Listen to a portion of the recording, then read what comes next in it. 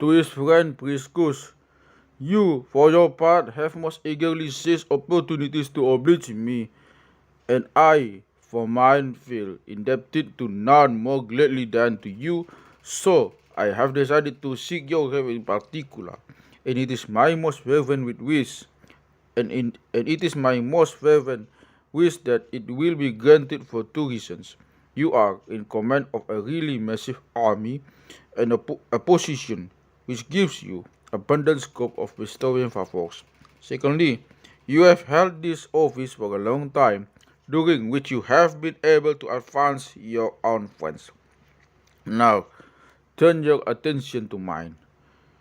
Not many of them, though you may have perceived them to be many, but just one or two, and one in particular, Voconius Romanus, is enough to satisfy my moderation.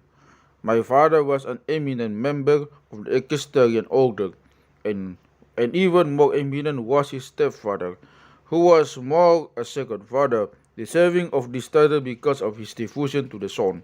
His mother, his mother too, was from the top drawer.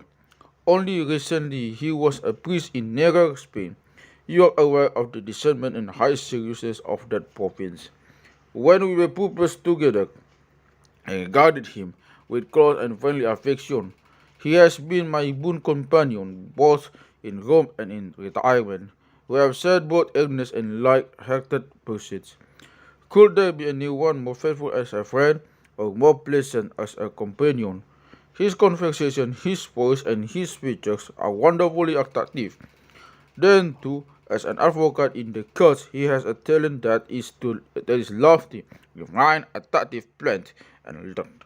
The letters he writes would make you believe that the muses speaks Latin. The muses speak Latin. My boundless affection for him is no greater than his for me.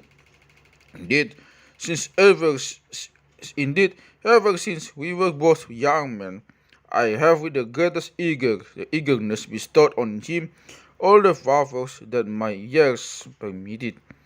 I recently obtained for our most noble emperor the right of teaching, though this privilege has been granted only sparing and with discrimination. The emperor gave his assent to me as if it were his own choice. There is no way in which I can maintain these kindnesses of mine other than by enhancing them, especially as Voconius' attitude towards him is so grateful than which receiving earlier kindnesses he becomes deserving of those to follow. You are now apprised of the sort of man he is, and how estimable and dear he is to me. I am asking you to ennoble him in a way befitting your character and your status.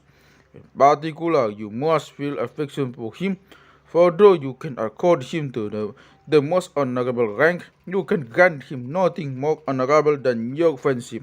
I have briefly outlined for you his species and his character, and thus in short his entire mode of life, to enable you to become more aware of his fitness for your friendship, which will attain the close intimacy.